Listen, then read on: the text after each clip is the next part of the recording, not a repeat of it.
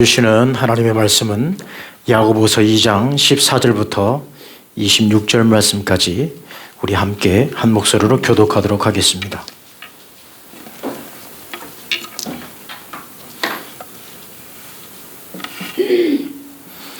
야고보서 2장 14절부터 26절 말씀까지 신약성경 373쪽 정도에 있습니다.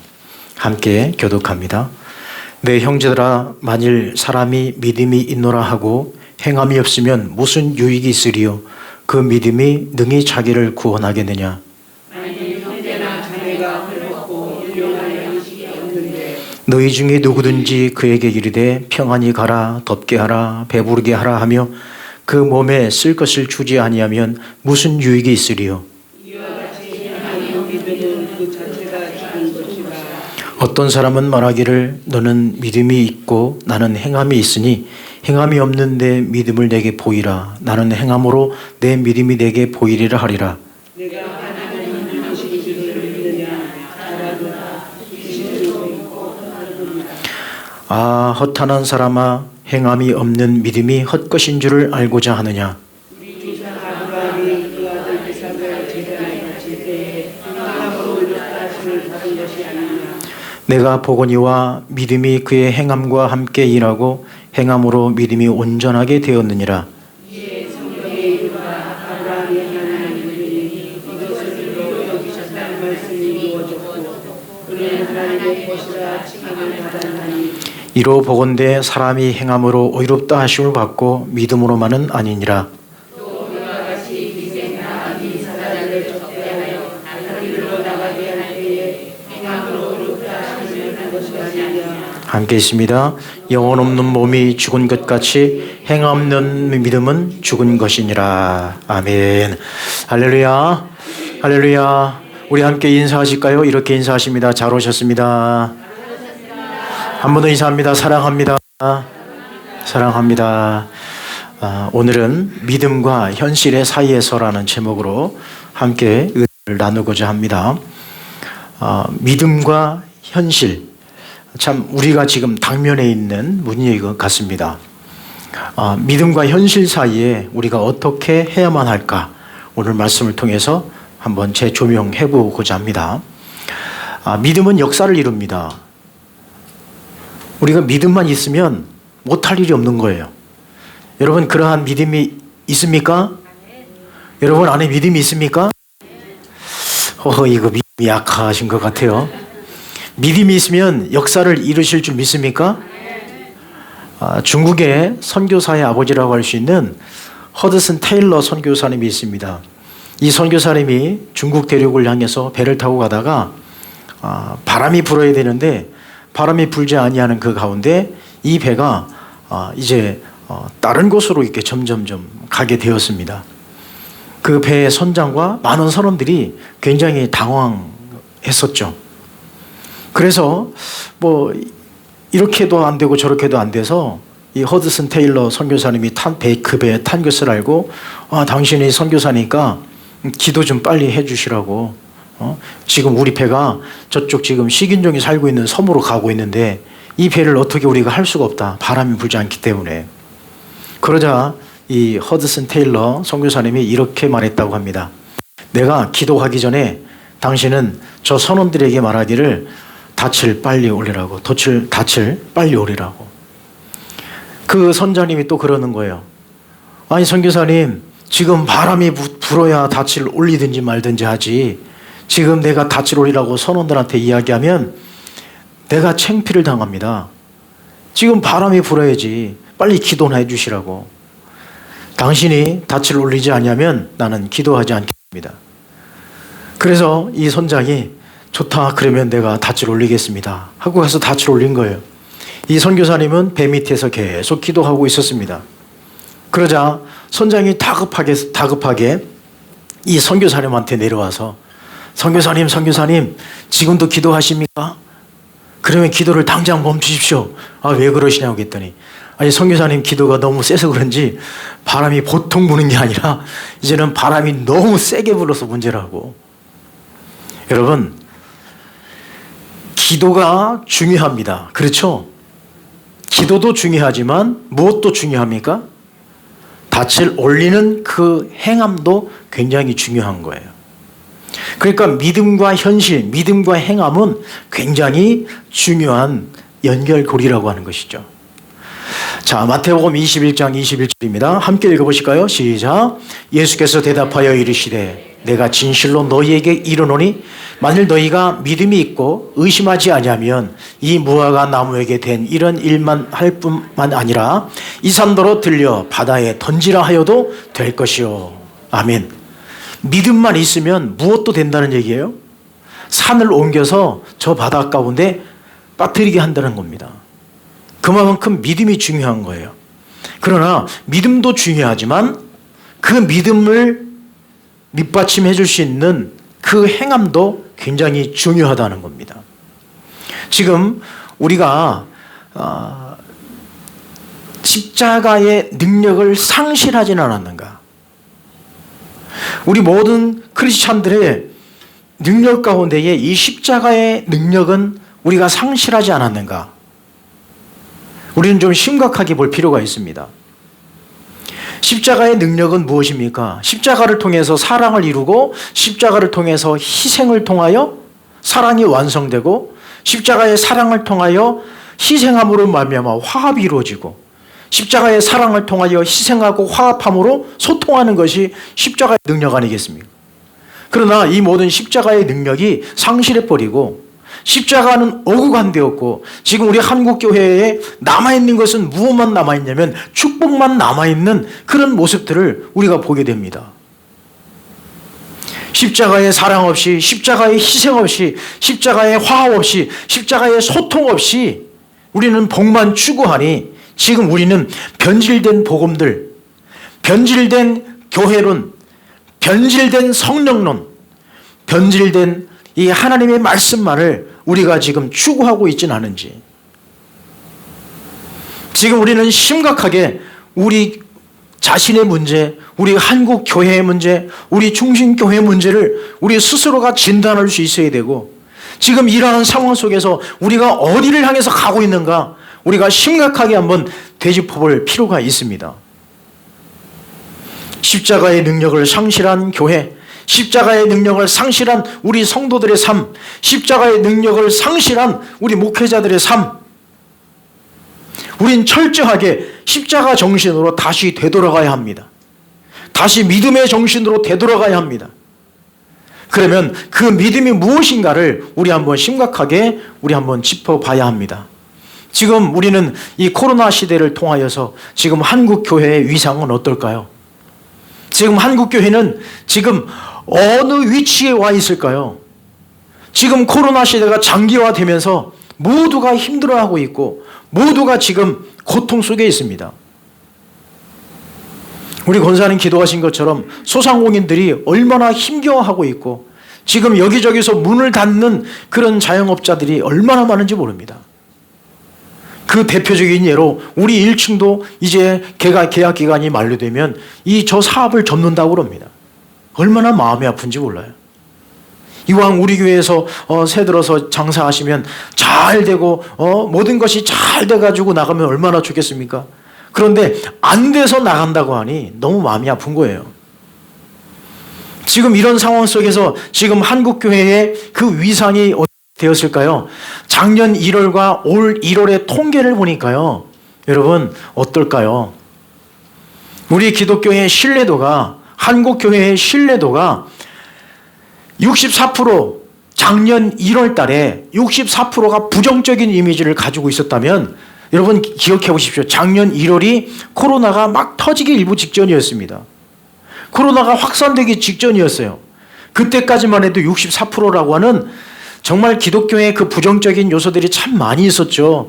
그동안에 교회가, 한국 교회가 세상을 향해서 빛과 소금으로서 녹아지지 못한 그런 부분들이 너무나 많이 있었습니다.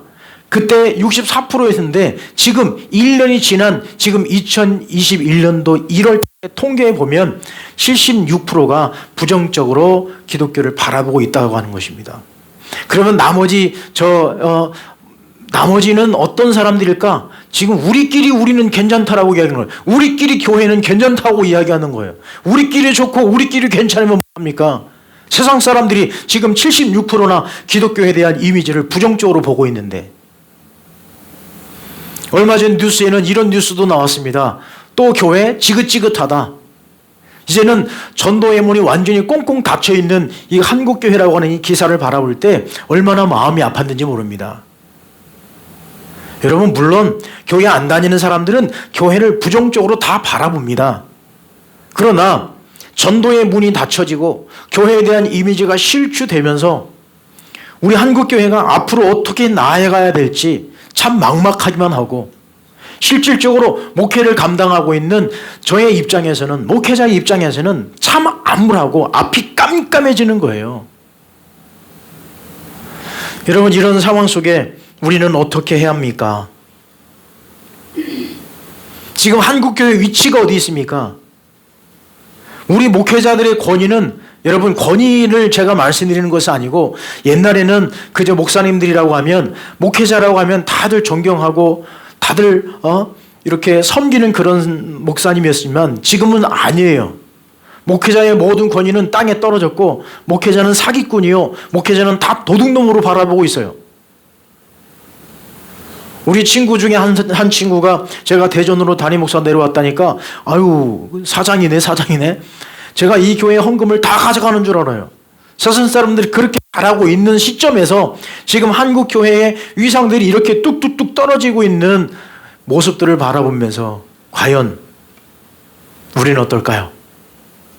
1541년 칼빈이 제네바 시의회에서 연설을 할 때에 칼빈이 이런 연설을 했습니다. 그 연설문 가운데에 짧은 한마디지만 이런 말을 했습니다. 복음의 가장 큰 적들은 중략하고 나쁜 그리스도인이다. 나쁜 그리스도인이 복음의 가장 큰 적이다라는 거예요. 여러분, 복음의 적이 누구입니까? 세상 사람들이 복음의 적입니까? 아니에요. 아예 그 사람들은 안 믿는 사람들이기 때문에, 아예 복음에 대해서 모르기 때문에. 그러나 가장 나쁜 적은 우리 안에 있는 나쁜 그리스도인이, 악을 행하는 그리스도인이, 악을 행하는 성도들이, 악을 행하는 목회자들이, 악을 행하는 교회들이 가장 큰 적이라고 하는 것입니다. 여러분, 무섭죠? 여러분, 두렵지 않습니까? 그 중에 여러분이, 그 중에 우리 교회가 악한 교회, 나쁜 교회, 가장 적대적인 행위를 하는 교회가 우리 교회가 되어서는 안 되고, 우리 성도들이 되어서는 안 되고, 여러분이 되어서는 안 되고, 제가 되어서는 안 되는 줄 믿습니다. 그럼 왜 이런 결과가 나왔을까요? 왜 한국 교회 안에 이런 결과가 나왔을까요? 자, 말씀을 함께 읽어보십니다. 요한복음 12장 36절입니다. 시작. 너희에게 아직 빛이 있을 동안에 빛을 믿으라. 그리하면 빛의 아들이 되리라. 아멘. 우리가 무엇이 되었다는 얘기입니까? 빛의 아들이 되었다는 얘기예요. 우리 모두가 빛의 아들이 되었다는 얘기입니다. 그리고 요한복음 12장 36절 말씀 함께 또 읽어보십니다. 시작. 너희로 믿고 그 이름을 힘입어 생명을 얻게 하려 함이니라. 아멘. 이 말씀은 우리에게 무엇을 주신다는 말씀입니까? 생명을 주신다는 거예요. 생명. 우리가 그리스도를 믿고 구원받으면 생명을 주신다는 겁니다. 자, 또 요한복음 3장 15절 말씀입니다. 함께 읽어보십니다. 시작. 이는 그를 믿는 자마다 영생을 얻게 하려 하심이니라. 우리가 예수 그리스도를 믿으면 무엇을 주신다는 거예요? 영생을 얻게 주신다는 거예요. 영생을 주신다는 것입니다. 그리고 사도행전 15장 9절입니다. 시작. 믿음으로 그들의 마음을 깨끗하게 하사. 우리의 마음이 어떻게 되진다는 거예요? 마음이 깨끗해진다는 얘기입니다. 그러니까 예수 그리스도를 믿으면 빛의 아들이 되고 생명을 얻게 하고 영생을 얻고, 그리고 마음이 깨끗해진다는 얘기예요. 그러니까 곧 이것은 무엇이냐? 바로 믿음의 열매라는 거예요. 믿음의 열매로 무슨 열매가 맺혀진다는 거예요? 빛의 자녀가 되고 생명을 얻고 영생을 얻고 마음이 깨끗해진다는 얘기예요. 그러니까 왜 지금 한국 교회가 이런 어려움을 겪고 있고 그리고 이렇게 이미지가 실추되고 신뢰도가 뚝뚝뚝 떨어지고 있느냐? 저 열매를 맺어야 될 한국 교회가 열매를 맺어야 될 우리가 그 열매를 맺지 못하고 있다는 얘기입니다. 그저 이파리만 무성한 그런 나무가 된 거예요. 예수님께서 무화과 나무를 따먹고 싶으셨는데 배가 고프셔서 무화과 나무를 따먹고 싶으셨는데 가까이 가보니 잎만 무성하고 열매가 없는 거예요. 그래서 예수님께서 그 무화과 나무를 즉시로 저주하시지 않습니까? 그래서 그 무화과 나무가 말라버린 거예요. 지금 한국교회가 이런 몸살을 앓고 있는 것은 빛의 열매를 맺어야 되고 믿음의 열매를 맺어야 되고 성령의 열매를 맺어야 될 우리가 제대로 열매를 맺지 못하니까 이런 이미지 실추가 신뢰도 실추가 계속적으로 나타나고 있는 것입니다. 그러면 오늘 로마서와 야고보서를 한번 보게 되면 오늘 말씀은 우리가 좀 조심스럽게 봐야 될 말씀입니다. 그러면 로마서와 야고보서가 대립되고 있는데 그 대립 구조를 제가 잠시 설명해 드리겠습니다. 로마서는 어떤 서신서입니까? 로마서의 주제는요, 믿음을 강조하고 있습니다. 로마서는 철저하게 믿음을 강조하고 있습니다. 로마서는 행위에 대한 것은 요만큼도 허용하지 않습니다. 그러나 오늘 우리가 읽은 이 야고보서의 말씀은 야고보서는 무엇을 강조하냐면 행함을 강조합니다. 그러니까 이 믿음을 강조한 로마서와 행함을 강조하고 있는 이 야고보서가 서로 이렇게 두 기둥으로 서 있는 거예요. 맞닥뜨리고 있는 겁니다. 그래서 칼빈은 저 야고보서를 어떤 서신서라고 했냐면 지푸라기 서신이라고 하는 그런 말까지도 했습니다. 왜 지푸라기 서신이냐? 그냥 우리가 취급해서는 안 되는 그런 서신서가 아니라 서신서만 야고보서만 보면 굉장히 위험스럽다는 얘기죠. 그래서 지푸라기 서신인 거예요. 그러면 저 로마서와 야고보서를 왜 우리는 같이 봐야 되느냐? 자, 로마서는 왜 믿음만을 강조하고 또 왜 야고보서는 행함을 강조하고 있는가? 그 기록의 목적과 그 편지를 받고 있는 그 편지를 전달하는 그 대상자를 보면 말씀이 이해가 될 거예요. 이 로마서는 누구를 위해서 말씀을 썼냐면 저 로마에 있는 유대인들과 이방인들, 그러니까 아직 예수님을 믿지 아니하고 율법주의에 빠져 있는 이들에게 교리를 설명하기 위해서 교리를 논리 정연하게 그 바울 선생님이 요약해서 쓴 책이 바로 이 로마서인데 아직 믿음의 단계에 올라가지 아니한 이들에게 이 로마서를 쓴 것은 교리가 필요했고 구원받는 방법이 필요했습니다. 그리고 이들은 율법주의자이기 때문에 율법으로 가는 사람들이기 때문에 행위를 강조하다 보면 믿음은 완전히 저 밑으로 내려버리는 거예요. 그래서 바울 선생님은 믿음을 강조하고 있고요.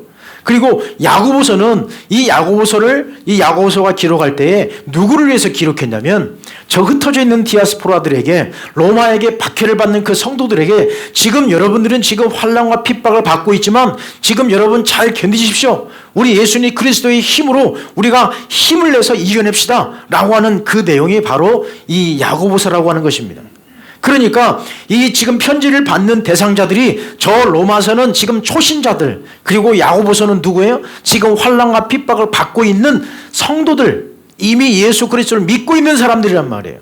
그래서 저 야고보서는 교리가 아니라 지금 믿고 있는 당신들이 지금 환난과 핍박이 와도 그 행함으로 여러분들의 믿음을 증명해 보십시오. 진짜 믿음은 환난과 핍박이 와도 행함으로 나타납니다라고 하는 이 말씀을 강조한 것이 바로 이 야고보서라는 겁니다. 그러므로 로마서와 야고보서 이 수레바퀴 두 개가 같이 굴러가야 우리가 온전한 믿음으로 설 수 있는 거예요. 로마서는 교리를 강조하고 있고 야고보서는 그 교리를 통하여서 얻어지는 그 믿음을 무엇으로 증명해 보이느냐, 이 문제를 거론하고 있는 거예요. 그러니까 우리가 믿음과 현실 사이에 있는 이 괴리감을 우리는 무엇으로 극복할 수 있느냐? 바로 이 로마서와 야고보서를 통해서 우리는 극복할 수 있다는 얘기입니다. 그러니까 이 로마서는 오직 의인으로 말미암아 믿음으로 살리라, 이 말씀을 강조하고 있다면 바로 이 야고보서는 행함이 없는 믿음은 그 자체가 죽은 것이라, 믿음과 행함을 동시에 같이 보자는 거예요. 이렇게 같이 연결고리로 봐야 이 로마서와 야고보서의 문제점이 해결되고 성경 전체의 균형이 이루어지는 것입니다. 참 여기서 우리가 걱정스럽고 조심스러운 것은 뭐냐? 믿음만 강조하다 보면 어떤 사람이 생기느냐? 신비주의로 흘러가게 되고요. 또 행함만 강조하면 어떤 사람으로 나타나느냐? 도덕군자가 나타납니다. 그리고 율법주의자로 흘러가는 거예요. 믿음만 강조하는 사람 참 골치 아파요. 뭐만 하면 감기 걸렸어도 귀신 들렸다고 그러고, 조금만 몸이 아파도 지금 마귀 들어갔다고 하고, 이 잘못된 신앙입니다. 감기 걸린 게 왜 마귀 들린 겁니까? 감기 걸린 게 왜 사탄이 들어간 겁니까? 잘못 생각하는 거예요. 믿음만 강조하면 신비주의로, 또 행함만 강조하면 이 도덕군자로서 모든 걸 다 율법의 잣대로, 모든 걸 다 윤리의 잣대로 바라보면 못 사는 거예요. 그래서 야고보서 2장 14, 20, 26절 말씀해 보면 이렇게 말씀하고 있습니다. 함께 읽어보실까요? 시작. 내 형제들아, 만일 사람이 믿음이 있노라 하고 행함이 없으면 무슨 유익이 있으리요? 그 믿음이 능히 자기를 구원하겠느냐? 아, 허탄한 사람들아, 행함이 없는 믿음이 헛것인 줄을 알고자 하느냐? 영혼 없는 몸이 죽은 것 같이 행함이 없는 믿음은 죽은 것이니라. 이렇게 야고보서는 그 믿음, 우리가 가지고 있는 믿음을 어떻게 하라는 거예요? 행함으로 증명해 내라는 것입니다. 행함으로 보이라는 거예요. 야고보서 전체 말씀을 이렇게 2장 말씀을 보게 되면, 내가 아무리 저 지금 배고프고 힘겨워하고 있는 사람들에게 저 사람에게 좀 먹을 것을 좀 주시오 하지 말고 누가 하라는 거예요? 당신이 가서 행하라는 거예요. 말만 하지 말고. 여러분, 우리 기독교인들이 세상 사람들에게 비춰진 이미지는 무엇입니까? 교인들은 다 뭐만 산다는 거예요? 다 뭐만 살아요? 여기 입만 산다는 거예요. 입만. 그래서 물에 빠지면 기독교인들은 뭐만 떠오른대요? 입만 둥둥둥 떠다닌다는 거. 입만 살아서. 근데 지금은 아니라는 거예요. 물에 빠지면 이 입이 떠오르는 것이 아니라 입이 물속에 있다는 거예요. 기독교인들은. 왜요? 저 붕어 새끼하고 얘기하느라고. 여러분, 우리가 이렇게 행함이 없는 믿음, 말로만 하는 그 믿음은 그것이 온전한 믿음이 아니라는 거예요. 우리가 다 쉽게 말로써 믿음 얘기할 수 있다라는 거죠. 그렇지 않겠습니까? 우리가 믿음 있다 다 우리 말로는 할 수 있어요. 그러나 내가 그 믿음을 행함으로써 나타내는 것은 참 쉬운 게 아닙니다. 어려운 거예요. 그래서 오늘 본문에 보면 예화를 들고 있는데, 그 예화를 누구로 들고 있냐면 아브라함으로 들고 있습니다. 아브라함을 어떻게 지금 비유하고 있냐면, 어떻게 설명하고 있습니까? 믿음으로 의롭다 하심을 받은 그 아브라함이 어떻게 그 의로움, 그 믿음을 증명해 보이느냐, 그것을 야고보서가 증명하고 있습니다. 창세기 15장 6절 말씀에 보면 이렇게 기록하고 있습니다. 함께 읽어보십니다. 시작. 아브라함이 여호와를 믿음이 여호와께서 이를 그의 의로 여기시고. 자, 아브라함이 무엇으로 의롭다 하심을 받았다는 거예요? 믿음으로 의롭다 하심을 받았다는 얘기입니다. 우리가 의롭다함을 받는 것은 예수 그리스도를 믿는 이 믿음밖에 없어요. 믿음으로 의로워지는 것입니다. 그래서 아브라함은 의롭게 되었습니다. 믿음으로 의롭게 되었습니다. 여러분, 요거 하나를 딱 붙잡고 계십시오. 아브라함이 어떻게 의롭게 되었다고요? 믿음으로 의롭게 됐다라고 하는 이 줄기 하나를 딱 붙잡고 계십시오. 그리고 창세기 22장 12절 말씀에 가보면 이렇게 기록합니다. 함께 읽어보십니다. 시작. 내가 내 아들 내 독자까지도 내게 아끼지 아니하였으니 내가 이제야 내가 하나님을 경외하는 줄을 아노라. 아멘. 자, 분명히 하나님께서 아브라함에게 뭐라고 말씀하시냐면, 이제야 네가 나를 경외하는 줄 알았다. 그러면 창세기 15장에 나오는 하나님께서 아브라함을 의롭게 여겨주신 것은 뭘까요? 아브라함이 믿음을 가진 거예요. 그런데 그 믿음이 무엇으로 증명이 되었냐면, 하나님께서 어느 날 갑자기 아브라함에게, 야, 100세 얻은 그 이삭을, 야, 너 바쳐. 그런데 그냥 바치는 것이 아니라 어떻게 바치래요? 번제로 바치라는 거예요. 번제로 바치라는 말은 그 배를 갈라서 자를 것 자르고 떼낼 것 떼내고 온전하게 드리라는 거예요. 세상에 이런 하나님이 어디 있어요? 이런 하나님이. 백세해 주실 때는 언제고 드리라고 하는 때는 언제예요? 아마 지금 하나님께서 여러분들에게 네 아들을 바쳐라 그러면 그럴 거예요. 아이고 하나님 알겠습니다. 우리 아들 신학교 보내겠습니다. 그럴 거요? 아니요. 하나님께서 아브라함을 너 번제로 바쳐. 그래서 아브라함은 어떻게 했습니까? 뭐 성경에는 고민했다는 얘기는 없는데요. 아마 번뇌 가운데 있었을 거예요. 여러 갈등 속에 있었을 거예요. 며칠 밤을 못 썼을 거예요.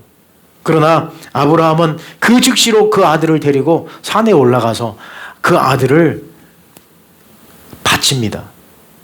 그 아들을 칼로 그 아들을 찌르려는 순간 하나님께서 급하게 아브라함아 아브라함아 부르시는 거예요. 그리고 뭐라고 말씀하십니까? 요 말씀하시는 거예요. 다시 한번 읽어보실까요? 창세기 22장 12절 시작.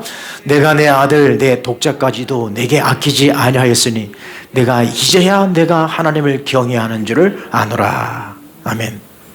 이제는 그 의롭게 된 그것을 어떻게 했다는 얘기예요? 행위로 증명이 된 거예요. 바로 이 로마서와 그리고 야고보서의 이 대립 구조는 바로 아브라함의 예화를 통해서 시원하게 속 시원하게 증명해 주고 있는 거예요. 그러니까 우리가 구원받은 우리가 어떻게 해야 되느냐? 구원받은 우리가 의로움을 그 행위로 증명해 내는 거예요. 예수 그리스도의 삶으로 우리가 살아가시는 거예요. 하나님을 믿는 사람으로 살아가는 겁니다. 하나님의 영광을 들춰내는 거예요. 하나님의 모습을 우리가 발산해내는 겁니다. 하나님의 모습을 세상 사람들에게 보여주는 거예요. 이렇게 살아가야 우리의 의로움이 증명이 된다는 얘기예요. 그러면 우리에게 잘못된 믿음들은 어떤 믿음일까요? 잘못된 믿음들. 자, 마태복음 4장 3절입니다. 시작. 이 돌들로 떡덩이가 되게 하라. 이거요, 잘못된 믿음입니다. 마귀가 예수님을 시험할 때 예수님께 뭐라고 시험합니까? 첫 번째로요. 예수님 지금 배고파서 40일 동안 금식기도 하고 내려왔으니 얼마나 그랬을까요? 여러분 저도요 금식기도 해보면요 3일 금식할 때 막 둘째 날에는요 기도하다 보면 앞에 피자가 날아다니고 앞에 치킨이 날아다니고 그 다음날 아침에는 막 된장국이 날아다니고 막 안 맞던 냄새가 막 나요. 그거는 허상으로 막 냄새가 맡아지는 거예요. 내가 맡고 싶은 대로 냄새가 난다니까요. 된장 냄새, 뭐 청국장 냄새 다 나요. 막 3일 되면 막 뭐 이거는 뭐 세상에 시간만 빨리 가라. 막 여러분 예수님께 이 돌들로 떡덩이가 되게 하라. 여러분 예수님은 그 돌들로도 무엇을 하실 수 있어요? 떡이 되게도 하실 수 있고 그 돌들로도 아브라함의 후손이 되게 할 수도 있는 분이 예수님이십니다. 그러나 예수님은 상식을 벗어난 그런 방법으로 그 돌들을 떡덩이가 되게 하셔서 배를 채우시는 그런 예수님이 아니시라는 거예요. 우리에게도 마귀가 그렇게 유혹할 수도 있습니다. 우리에게도 이렇게 예수님을 시험하는 것처럼 우리도 그렇게 생각할 수도 있어요. 이 돌덩이가 떡덩이가 됐으면 얼마나 좋을까? 아니 이 돌덩어리가 금덩어리가 되면 얼마나 좋을까? 혹시 여러분 그런 분 계십니까? 돌덩어리 붙잡고 이 돌덩어리가 금덩어리가 되게 하여 주시옵소서 하고 기도하시는 분이 혹시 안 계시겠죠? 또 잘못된 믿음은 어떤 믿음일까요? 하나님의 아들이거든 뛰어내리라. 마귀가 시험할 때 두 번째 무슨 시험했습니까? 성전 꼭대기로 데리고 올라가서 뛰어내리라는 거예요. 하나님의 아들이면 천사가 와서 어떻게 해준다는 거예요? 사뿐히 받아준다는 거예요. 여러분 저런 믿음이 있으면 우리 5층에 올라가셔서 뛰어내려 보십시오. 우리 5층은 못 뛰어내립니다. 창으로 다 가려져 있어서. 그 뛰어내리는 그것이 믿음입니까? 믿음 아니에요. 그 다음에 마태복음 4장 9절 함께 읽어보실까요? 시작. 경배하면 이 모든 것을 내게 주리라. 또 예수님께 경배하라는 거예요. 자기 사탄에게 경배하라는 거예요. 그러면 다 주겠다는 거예요. 그게 누구 건데? 하나님 아버지 거고 예수님 건데. 이런 믿음들은 이것은 잘못된 믿음이에요. 바로 이런 믿음처럼 지금 우리가 어떤 믿음을 가지고 있는가 한번 보실까요? 우리가 이런 믿음을 갖고 있지는 않습니까? 예수님 믿으면 전염병도 안 걸린다. 또 전염병 걸려 죽으면 순교다. 이게 무슨 순교입니까? 이런 어떤 말도 안 되는 설교를 하고 있습니까? 어떻게 전염병 걸려서 죽은 게 순교입니까? 그리고 열심히 기도하면 100점 맞는다. 여러분 이건 착각이에요. 수험생이 뭐 해야 됩니까? 수험생이 공부해야죠. 물론 공부만 하라는 게 아니에요. 공부하기 전에 기도하고 공부 끝나고 기도하고 우리는 기도만 하면 다 100점 맞춰주고 기도만 하면 내가 공부 안 했던 내용들이 막 생각나고 내가 공부 안 했던 내용들이 막 문제에서 비껴나가고 막 답이 막 고이고 그런 게 아니란 얘기예요. 하나님 내일 시험 보는데 저 시험 잘 보게 해주세요. 기도하면 하나님은 뭐라고 말씀하실까요? 공부해라 하신단 말이에요. 양현이 부르는 공부해라. 하나님도 그 노래 부르실 거래요? 공부해라, 공부해라. 내가 내 부족함을 알고 하나님 앞에 기도하는 거예요. 하나님, 저 부족한 부분이 있습니다. 내가 이 부분 공부하니 지혜를 주시고, 집중력을 주시고, 암기력을 주시고. 그렇게 기도하면서 공부해야 100점 맞는 것이지. 어떤 신학교에서 시험 볼 때 그랬다죠. 어떤 신학생이 시험 공부 전날에 밤새도록 철야기도 한 거예요. 하나님 내일 시험 봅니다. 내일 시험 봅니다. 시험 잘 보게 해달라고. 그래서 시험 문제를 딱 받고 나서 시험 문제를 풀려니 뭐가 있어요? 아무것도 없지. 그래서 거기다 뭐라고 하시냐면 하나님은 다 아십니다 하고. 그래서 교수님이 그 사람 몇 점 주었을까요? 빵점 줬죠. 거기다가 교수님 뭐라고 쓰셨냐면 하나님은 아시는데 당신은 모릅니다. 빵점 이렇게 했어요. 여러분 열심히 기도하면 100점 맞는다. 이것도 잘못된 신앙이에요. 우리는 저런 신앙은 우리는 다 버려야 돼요. 지금 한국교회가 저런 신앙을 가지고 있기 때문에 문제인 겁니다. 헛된 믿음만을 지금 가지고 있어요. 예수님 믿으면 전염병 안 걸린다. 지금 막 교회들이 그렇게 떠들고 있어요. 그렇게 설교하고 있어요. 그 목사도 지금 확진돼가지고 병원에 가 있습니다. 어떻게 전염병 걸린 게 순교입니까? 그러면 여러분 우리 옥장에서 뛰어내려서 죽은 것도 순교입니까? 순교를 그렇게 함부로 말하는 게 아니에요. 순교자의 피를 헛되게 해서는 안 되는 겁니다. 열심히 기도하면 100점 맞는다. 이거 잘못된 겁니다. 그럼 우리는 어떤 믿음을 가져야 될까요? 우리는 이런 믿음을 가져야 돼요. 요한복음 11장에 보면 예수님께서 나사로를 살려주시는 그 모습을 우리가 보게 되는데요. 거기 보면 예수님께서 나사로를 다 혼자 다 살리시고 북치고 장고치고 다 하신 게 아닙니다.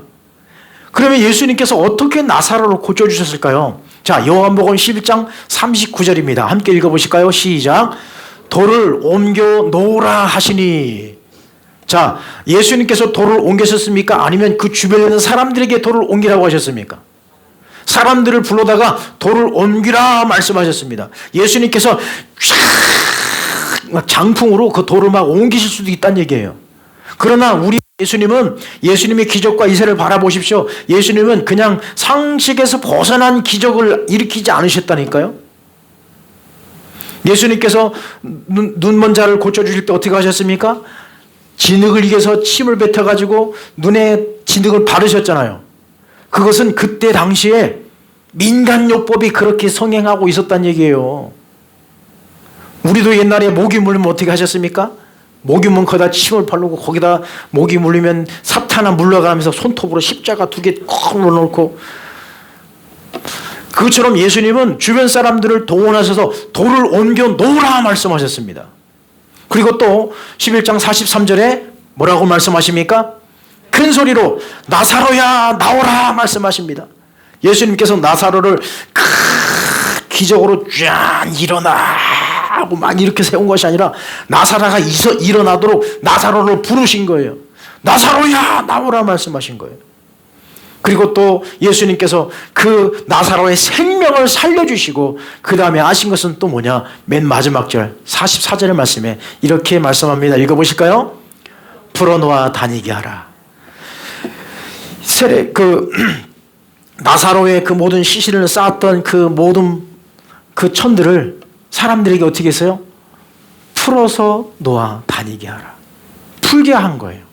즉 예수님의 기적과 이사는 어떻게 이루어졌느냐? 예수님 혼자 다 하신 것이 아니라 사람들을 시켜서 일하셨고, 또 사람이 할 수 있는 영역들은 사람에게 하게 하시고, 사람이 할 수 없는 능력, 그 생명을 다시 돌아오게 하고 생명을 취하게 하신 것은 누가 하셨느냐? 예수님이 하신 거예요. 그러나 우리 사람이 할 수 있는 일을 다 우리 사람에게 맡겨주셨다는 것이죠.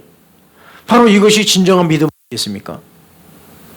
우리는 지금 믿음만을 강조하고 있고 행함으로 보이지 못하는 우리의 모습들, 지금 우리가 세상 사람들에게 어떻게 비춰주고 있느냐? 믿음 하면서 자기들끼리만 좋고 자기들끼리만 구원받고 자기들에만 은혜가 있고, 그런 우리가 모습들을 그들에게 비춰줬기 때문에 지금 한국교회는 지금 이 지경까지 오게 된 것입니다. 그러면 이제 우리는 어떻게 됩니까? 바로 우리가 돌을 옮겨놓고 나사로야 외쳤을 때에 순종하며 나아가는 것, 그리고 풀어놓아 다니게 하는 이런 행위가 우리 안에 나타나야 된다는 얘기예요.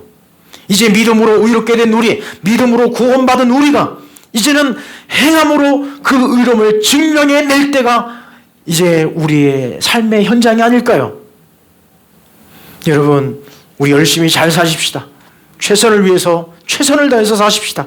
믿음은 바로 현실의 연장입니다.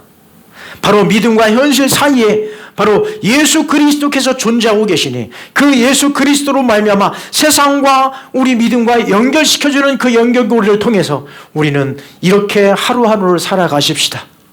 첫 번째, 당신은 누구입니까? 여러분들이 누구인가를 확실히 하십시오. 내가 누구인가를 확실히 아시기 바랍니다. 나는 세상 사람들이 아니라 나는 구원받은 믿음으로 의롭게 된 자라고 하는 이 구원의 확신을 가지고 살아갈 수 있기를 간절히 바랍니다. 그냥 우리는 평범하게 살아가는 그런 존재가 아니라, 세상 사람들처럼 그렇게 똑같이 살아가는 존재가 아니라, 우리는 하나님의 자녀로서 천국된 백성으로, 하늘나라의 백성으로 살아가는 그런 나의 정체성을 깨달을 수 있기를 간절히 바랍니다. 다시 한번 묻겠습니다. 여러분은 누구십니까? 여러분은 누구십니까? 아브라함처럼 믿음으로 의롭게 된 사람들인 줄 믿습니다. 그리고 이제 두 번째, 선이 악을 이깁니다. 선이 악을 이기는 거예요. 그러므로 우리는 선을 베푸는 거예요. 그러므로 우리는 선행을 베푸는 것입니다.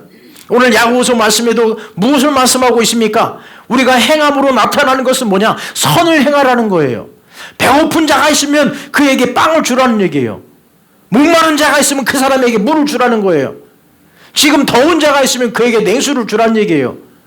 그가 고통 중에 있는 자가 있으면 손을 내밀라는 얘기입니다. 우린 쉽게 이야기하죠. 기도해라, 기도해라. 기도하면 다 문제가 해결된다. 그 말은 누가 못합니까? 우리 기독교인이 제일 말 잘하는 게 뭐냐? 기도야, 기도야. 우리는 이제 기도야, 기도야 그거 말고 우리는 하나님께서 요구하시는 것은 무엇입니까? 오늘 야고보서 말씀을 통해서 우리에게 요구하시는 것은 뭐냐? 이제 기도는 했으니까 가서 도우란 얘기예요. 가서 고통받고 있는 자에게 손을 내밀라는 겁니다. 세상 사람들에게 손을 내밀라는 거예요. 선이 악을 이기는 겁니다. 여러분, 지금 세상 사람들이 교회를 향해서 악의적인 댓글도 달고요, 악의적으로 대들고 있습니다. 그러면 그 사람들에게 우리가 악으로 대하겠습니까? 아니에요. 두들겨 맞아야 돼요. 교회가. 성도들이 맞아야 돼요. 뺨도 맞아야 됩니다. 뺨 맞았다고 해서 우리가 주먹 쥐고 다시 휘두릅니까? 아니에요. 악을 선으로 이기는 겁니다. 그러면 우리가 겸손하고 선으로 나아가시는 겁니다. 그리고 끝으로 여러분이 있는 그곳이 땅끝이에요. 우리에게 예수님께서 말씀하셨습니다. 예수님께서 승천하실 때에 땅끝까지 이르러 내 증인이 되리라 말씀하셨습니다. 땅끝이 어디입니까? 우리 지구 반대편 거기가 아니라 지금 여러분이 살고 있는 그곳이, 여러분의 그 직장이 그곳이 바로 땅끝이라는 거예요. 다른 곳이 땅끝이 아니라 내가 거하고 있는 그곳이 땅끝인 거예요. 그러면 여러분, 내가 있는 그곳에 열심히 잘 사십시오. 제발 좀 욕먹이는 짓 좀 하지 마시기 바랍니다. 제발 교회 욕먹이는 일을 하지 마시기 바랍니다. 제발 하나님 이름이 망명되이 일컬어지는 일을 우리가 하지 않았으면 좋겠습니다. 우리는 교회 안에서만 행복하고, 교회 안에서만 은혜롭고, 교회 안에서만 힘이 있고, 교회 안에서만 의롭고, 이제 아니에요. 세상 밖으로 나가야 되는 거예요. 세상 밖으로 행할 수 있도록 밖으로 나가야 되는, 흩어지는 교회가 돼야 되는 겁니다. 그동안에 한국교회는 계속 모으는 데만 관심을 갖고 있었어요. 모아야지. 이제 모이는 교회에서 흩어지는 교회로 우리는 나가야 되는 겁니다. 여러분, 이 믿음과 현실 사이에 우리는 참 그 갭이 커요. 현실과 이 믿음과 이 공간에 너무나 큰 공백이 있단 말이죠. 여러분, 어떤 사람은 면접 봤는데 기독교인이라고 하는 그것 때문에 면접에도 떨어지는 사람이 있어요. 지금 우리가 그렇게 역차별을 받고 있는 시대에 도래했습니다. 여러분, 현실과 믿음과 현실 사이에 예수 그리스도가 주인 되시고 하나님이 왕이시며 이 믿음을 가지고 내가 누구인지를 분명히 깨닫고 선이 악을 이김을 믿고 여러분 담대히 땅끝으로 나아가십시오. 행함으로 믿음을 증명해 나가는 여러분의 삶이 되시기를 간절히 축원합니다. 기도하겠습니다. 거룩하신 하나님 아버지, 감사합니다. 참 무거운 마음입니다. 하나님, 한국교회가 어떻게 이 지경까지 왔는지요. 코로나 시대가 장기화되면서 한국교회가 다시 본질로 돌아가야 되지만 본질의 문제를 놓치고 있으며 하나님을 바라보지 못하는 우리를 긍휼히 여겨주시기를 간절히 기도합니다. 하나님, 우리를 의롭게 여겨주심을 감사합니다. 믿음으로 말미암아 사는 우리가 이제는 그 믿음을 삶으로 증명해내게 하시고 예수 그리스도를 우리가 전파하는 데에 조금도 부족함이 없도록 인도하여 주옵소서. 우리를 통하여 하나님의 모습이, 예수 그리스도의 모습이 드러나게 인도하옵소서. 예수님의 이름으로 기도하옵나이다. 아멘.